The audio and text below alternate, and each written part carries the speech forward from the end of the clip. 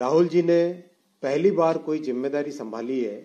हमेशा जिंदगी में पावर एंजॉय करना लेकिन जिम्मेदारी नहीं रखना, लेकिन पहली बार जिम्मेदारी संभालने के बावजूद आज उन्होंने अति गैर जिम्मेवाराना स्टेटमेंट्स दिए हैं, जिसकी आपके सामने मैं स्पष्ट तथ्यों के साथ रखना चाहता हूं। राहुल जी ने कहा कि अग्निवीर में शहीदों को कोई कंपेंसेशन नहीं दिया जाता। इससे बड़ा झूठ कोई नहीं हो सकता। आज माननीय रक्षा मंत्री जी ने सदन में ही स्पष्ट, जब उनका भाषण चल रहा था राहुल जी का, उसी दौरान स्पष्ट किया कि अग्निवीर में शहीदों को 1 करोड़ रुपए से 1 करोड़ रुपए का कंपेंसेशन मिलता है।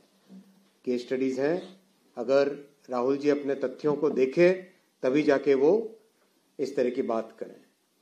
ऐसा नहीं कि कांग्रेस ने पहली बार सेना पे सवाल नहीं उठाए। कांग्रेस ने हमेशा सेना पर इस तरह के सवाल उठाए हैं और देश को भ्रमित करने का प्रयास किया है।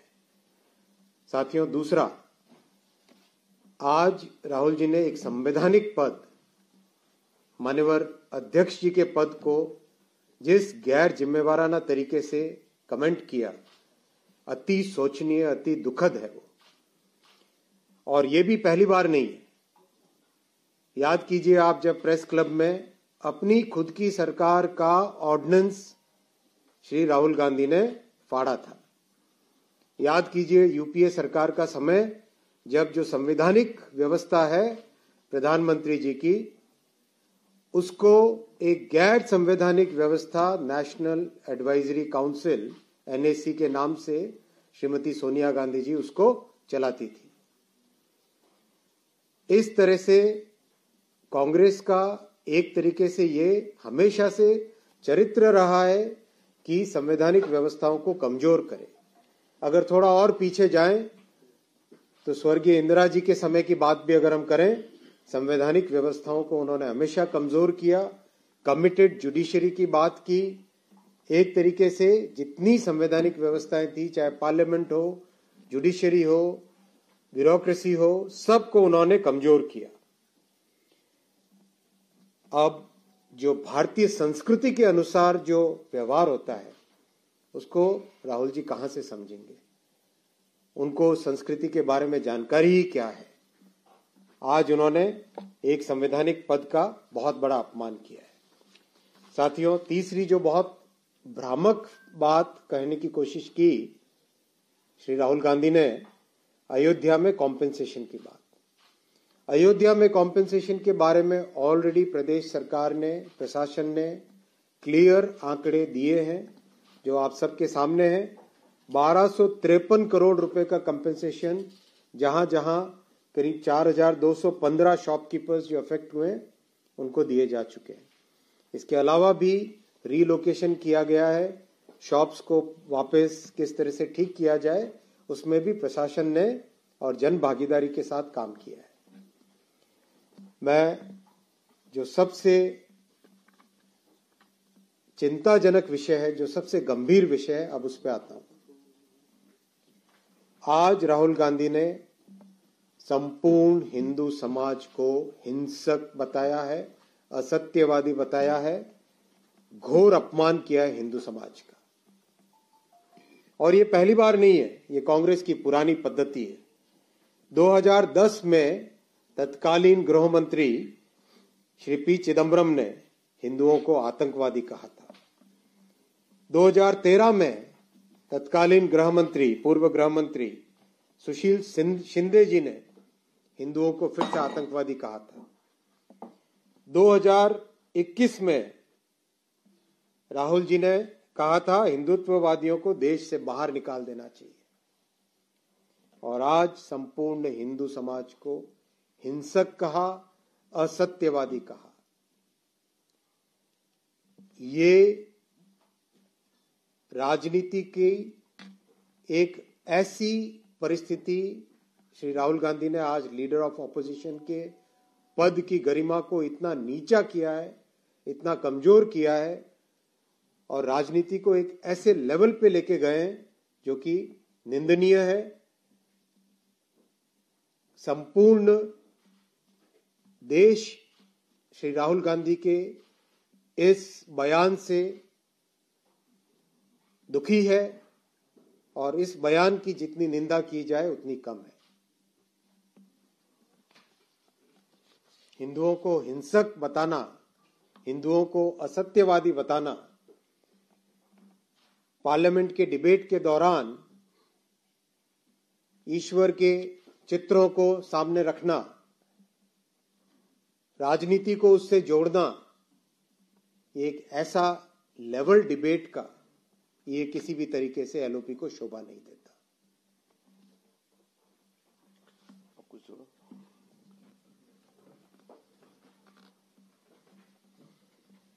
माननीय अश्विनी वैष्णव जी ने सारा विषय रख दिया है। मैं इसमें सिर्फ 2 पॉइंट ऐड करना चाहता हूं।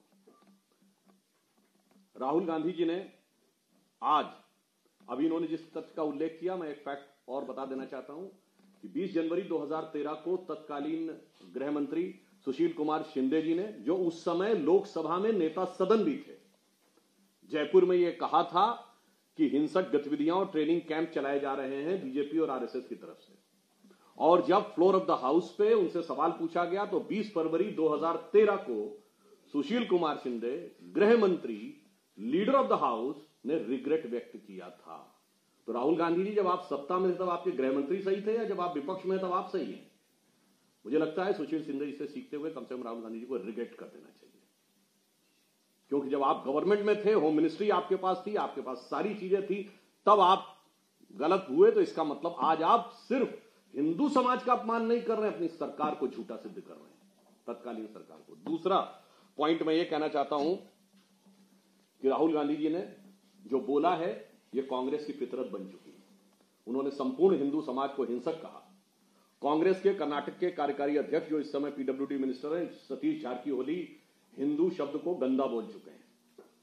इनकी न्याय यात्रा में, इनकी वो भारत जोड़ो यात्रा में एक ऐसे सज्जन इनके साथ आए थे, जॉर्ज पुरिया, जिन्होंने कहा था कि भारत की धरती को इतना पवित्र मानता हूं कि मैं जूते इसलिए पहनता हूं कि उस पर टच ना हो जाए। और ये वो पार्टी है जिनके की गठबंधन सहयोगियों ने इरेडिकेशन ऑफ सनातन धर्म कॉन्फ्रेंस की, यानी हिंदू धर्म का समूल नाश, और हिंदू धर्म को कोरोना वायरस कहा। तो राहुल गांधी जी जो बोल रहे हैं ये एक सोची समझी जहनियत की तरह बोल रहे हैं। दूसरा पॉइंट मैं ये कहना चाहता हूं, आज उन्होंने बहुत, जैसा कि आदरणीय अश्विनी जी ने कहा कि भगवानों की फोटो लेके आने की बात करते हैं, तो पहले तो मैं कहना चाहूंगा, उन्होंने अभय मुद्रा बताते बताते इस्लाम में भी अभय मुद्रा बता दी। इस्लाम में कोई चित्र नहीं होता है तो उनको अभय मुद्रा कहां से दिख गई? ये राहुल गांधी जी को कौन सी दिव्य दृष्टि है जिसमें, और मैं उलेमाओ इकराम से भी पूछना चाहता हूं कि राहुल गांधी को इल्म हुआ है या कोई फजल हुआ है ऊपर से कि उन्हें अभय मुद्रा दिख गई है? और दूसरा, वो भगवान शंकर के चित्र को दिखा रहे थे, जो हमारे हिसाब से बहुत आपत्तिजनक तरीका था, जिसपे लोकसभा अध्यक्ष ने भी कहा कि जिनको हम लोग पूजते हैं, गुरु नानक देव, भगवान शंकर, उनकी आप ऐसे फोटोएं करके ऐसे नहीं रख सकते। और ये शिव जी की फोटो दिखा रहे थे और कहते हैं कि हम हिंदू धर्म की शक्ति से लड़ेंगे, जबकि शिव और शक्ति असंपृक्त हैं। रामचरितमानस में लिखा है, अजह अनादि शक्ति अविनाशी सदा शंभु अर्धांग निवासी। अनादि रूप से शिव शक्ति साथ। और एक मैं टेक्निकल पॉइंट कहता हूं, राहुल गांधी ने बहुत धर्मों का उल्लेख किया, पर राहुल गांधी ने शपथ तो ईश्वर के नाम की नहीं ली। यह सॉलमली अफर्म, ये उनका अधिकार है, हम कोई आपत्ति नहीं कर रहे। परंतु यदि आप ईश्वर के नाम की शपथ नहीं ले रहे हैं, इसका मतलब ईश्वर में निष्ठा नहीं रख रहे हैं और फिर ईश्वर के चित्र दिखा रहे हैं। और मैं ये भी आप लोगों के सुलभ संज्ञान को बता दूं कि 2014 में राहुल गांधी ने शपथ ईश्वर के नाम की ली और हिंदी में ली थी। 2014 से 24 में क्या बदल गया कि ईश्वर के नाम की शपथ से सॉलमली अफर्म पे आ गए और फिर सदन के पटल पर ईश्वर के चित्र दिखाने लगे। और तब देख तेरे संसार की हालत क्या हो गई, भगवान कितना बदल गया ईमान। इसलिए हम सिर्फ ये कहना चाहते हैं कि गंभीरता के साथ, जैसा आदरणीय अश्विनी जी ने कहा, परिपक्वता के साथ आचरण करें। अभी नए नए एलओपी बने हैं, उत्साह ज्यादा है, उच्छृंखलता ज्यादा है, तो मुझे लगता है गंभीर और परिपक्वता से विचार करें तो ज्यादा बेहतर होगा। और सदन भी अपेक्षा करता है कि यदि उनकी संख्या बढ़ के आई है तो उत्तरदायित्व भी बढ़ के आया है और उसके अनुरूप उन्हें आचरण करना चाहिए। और ये भारतीय जनता पार्टी के लोगों से सीखना चाहिए, जैसा अटल जी ने, आडवाणी जी ने, सुषमा जी ने राज्यसभा में जसवंत सिंह जी और अरुण जेटली जी ने प्रस्तुत किया था, उसके अनुसार। मुझे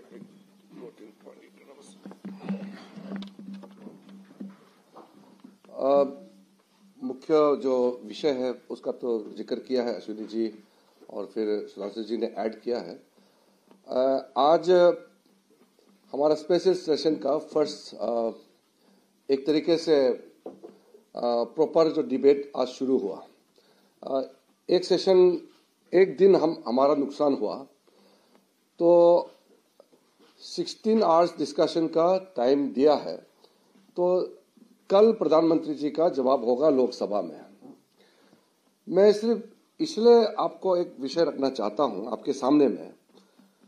हमने 2004 से श्री राहुल गांधी जी को देखा है, तो कोई पद में नहीं थे तो उसका व्यवहार भी बहुत हल्कापन और नाटकीय मजाक ऐसे चलते थे।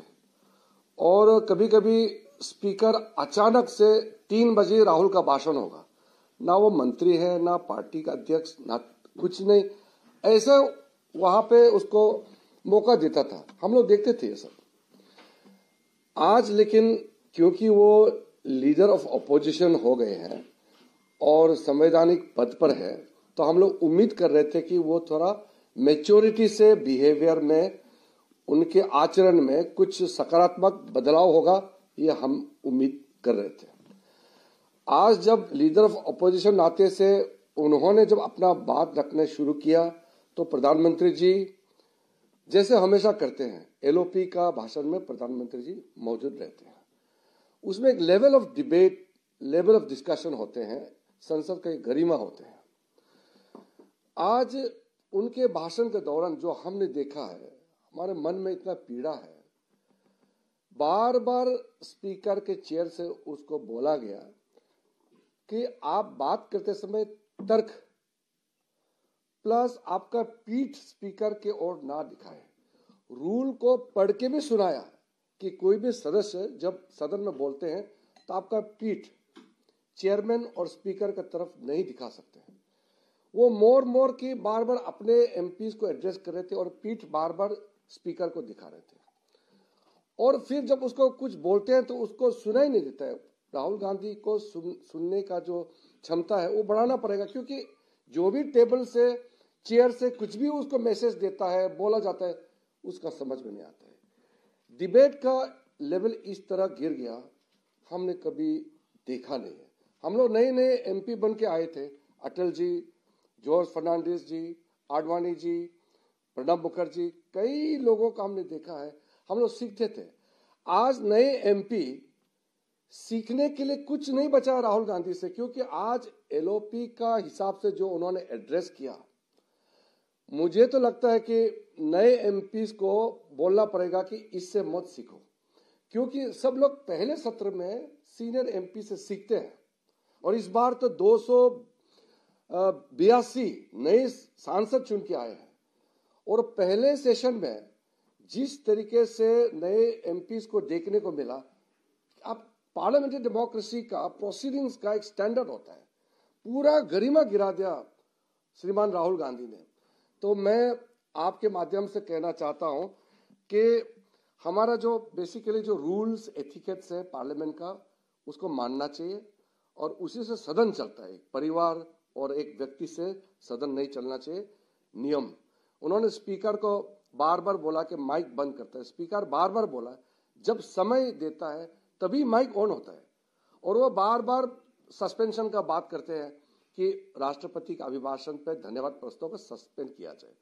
इसी लास्ट पॉइंट से मैं आपको कहना चाहता हूं कि संसदीय इतिहास में ये एक स्टैंडर्ड प्रैक्टिस है कि जब राष्ट्रपति संसद के दोनों सदनों को ज्वाइंट एड्रेस करते हैं तो उसका तुरंत बाद धन्यवाद प्रस्ताव पे चर्चा होते हैं। आप आज पलट के देखिए, राहुल गांधी जी का पूरे भाषण में एक शब्द माननीय राष्ट्रपति जी को धन्यवाद तक नहीं दिया। उसको सिस्टम ही पता नहीं है हमारा। आप पिछले 20 साल का आप पूरा देखिए, राष्ट्रपति का अभिभाषण में हर एक स्पीच को देखिए, मैं आपको बोल रहा हूं, अगर रिकॉर्ड चेक करना आप देखिए, हम शुरुआत ही करते हैं कि हम महामहिम राष्ट्रपति जी को धन्यवाद करते हैं। आप अपोजिशन है, पॉइंट्स को आप एग्री नहीं करते, वो विषय अलग है, लेकिन धन्यवाद प्रस्ताव का कारण ही है कि हमको सबसे पहले धन्यवाद देना होता है, ये औपचारिक होता है। एक शब्द उन्होंने राष्ट्रपति जी को धन्यवाद का कोई देने का जरूरत नहीं समझा। मुझे बहुत खेद है कि ऐसा हमारा पार्लियामेंट्री सिस्टम को इतना नीचे गिराया है राहुल गांधी जी ने। लेकिन कांग्रेस में कुछ वरिष्ठ नेता है, मैं अभी भी अपील करता हूं, उसको थोड़ा ज्ञान वरदान करना चाहिए, राहुल गांधी को समझाना चाहिए कि ऐसा करके भारत के महान संसद का गरिमा को नीचे ना गिराए। धन्यवाद। एक लाइन में और जोड़ना चाहता हूं, आज राज्यसभा में भी नेता प्रतिपक्ष खड़गे जी ने कुछ बातें कही थी आपत्तिजनक, जिसपे राष्ट्रीय अध्यक्ष नड्डा जी ने, जो नेता सदन है, उन्होंने इस पे आपत्ति की और खड़गे जी ने रिग्रेट कर दिया। तो राहुल गांधी जी को भी उससे सीखना चाहिए। Also, there are many statements that Rahul Gandhi made, which Treasury Bench said they were not factually right. Will you verify those statements? How will the proceedings go? Because already our Ashwini Vaishnav ji has already mentioned about some of the points. What we have requested, Honorable Speaker, from the floor of the House is that all those unverified statements made by Rahul Gandhi, we have challenged instantly. So we have made a request to Honorable Speaker to pass a direction that if we have made a unverified statement, then we are ready to take a corrective course. But if the leader of opposition has made or he has lied on the floor of the House, then he has to face the rules and regulations of the House. So we have made a request to Honorable Speaker. He had already assured on the floor of the House that he will pass a necessary and appropriate direction on that regard. Kiran ji इसी से जुड़ा मेरा सवाल है। गृह मंत्री जी ने भी वहाँ कहा सदन के अंदर कि राहुल गांधी के पूरे भाषण का सत्यापन होना चाहिए। हाँ। दरअसल ये सत्यापन की प्रक्रिया क्या है और ये है क्या, बेसिकली कैसे सत्यापन? देखिए, ये बहुत सिंपल सा रूल है, वहाँ अलग अलग रूल है, मैं अभी लंबा कोट नहीं करना चाहता हूँ। आप जब कोई बात रखता है, स्पेशली आप जब कोई एलिगेशन देता है, तो आप उसको वहां पे सदन पर आपको सब्सटेंटिएट करना पड़ता है, ऑथेंटिकेशन प्रोसेस होता है। तो उसके लिए चेयर से कहा गया है कि he has to authenticate whatever he has said, और हमने भी मांग किया है, क्योंकि उन्होंने गंभीर आरोप लगाया, जो अश्विनी जी ने ऑलरेडी आपको बताया पॉइंट्स। तो तर्क के बिना उन्होंने बात रखी है और हमने मांग किया है कि कार्रवाई होना चाहिए, और हम अभी उम्मीद करते हैं कि स्पीकर जो आश्वासन दिया है लोकसभा के सदन में, वो जरूर कार्रवाई करेंगे।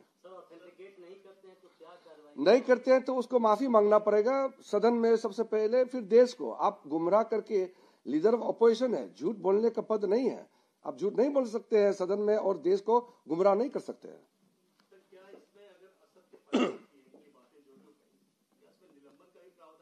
मैं उसके लिए किस गंभीर रूप से उसका कार्रवाई होगा वो मैं अभी नहीं कह सकता, क्योंकि वो स्पीकर तय करेंगे, लेकिन कार्रवाई करने के लिए हमारा अनुरोध है। देखिए, संसद एक ऐसा इंस्टीट्यूशन है और एलओपी एक ऐसा इंस्टीट्यूशन है जिसकी एक कॉन्स्टिट्यूशनल व्यवस्था है। उस व्यवस्था में जो भी व्यक्ति बोले, उसकी एक जिम्मेदारी होती है कि वो सारे फैक्ट्स को प्रॉपर्ली स्टडी करके सही चीज को रखे, क्योंकि देश के सामने जो विषय जाता है उस विषय के पीछे तथ्य क्या है वो जानकारी उनकी होनी चाहिए। इसलिए ये सत्यापन करने का हमारा, उनको ये कहना, आज हमने जो मांग की है हाउस में वो सही मांग की है और हम अध्यक्ष जी ने उसका सपोर्ट भी किया। Despite Rajat Singh rejecting the claims which were being made by Rahul Gandhi continued to say that okay, government will have its own view.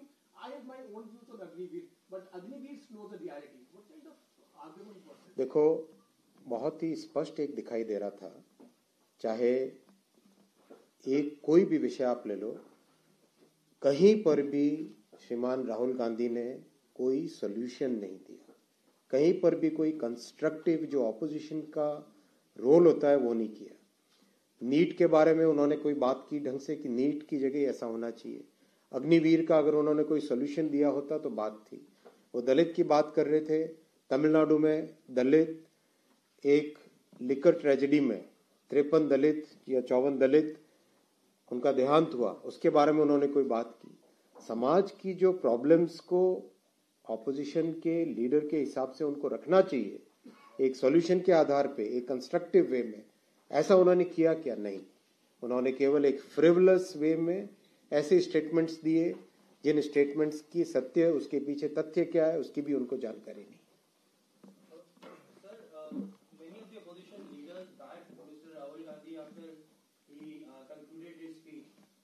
They also stated that what is wrong in showcasing the pictures of different gods of different religions. What does the rule suggest? सवाल वो नहीं है। Showcase the picture of any god. नहीं, you are right. हमारा ये मानना है कि सदन नियम से चलता है, यही कहा है। बाहर में आप क्या कर रहे हैं हम उसको नहीं कह रहे हैं, सदन के अंदर में हम नियम से बांधे हुए हैं। अब जब नियम कहते हैं कि आप किसी भगवान का चित्र को वहां दर्शा के उसके इंसल्ट करने का, इन्फ्लुएंस करने का अधिकार नहीं है, ये तो रूल बुक में कहा गया है। और वो जिस तरीके से सुधांशु जी ने जैसे बताया, भगवान के चित्र को ऐसे उठाते फिर नीचे फेंक देते हैं टेबल में, इस तरह का जो वो बिहेवियर, जो आचरण था, वो बहुत आपत्तिजनक था, ये प्रॉपर नहीं है। एक लाइन मैं ऐड करना चाहता हूं, जो लोग सिंगोल को ससम्मान स्थापित करने का विरोध इस आधार पे करते थे कि वो एक धर्म का प्रतीक है, वो चित्र के ऊपर इस ढंग से असम्मान तरीके से लाने के पक्ष में, तो ये बहुत अनुचित है। सर एक सवाल है कि कांग्रेस का कहना है कि राहुल गांधी ने जो हिंदुओं के बारे में बोला है वो बीजेपी की तरफ उनका इशारा था, वो पूरे समाज की बात नहीं कर रहे, उसको कैसे देखते हैं?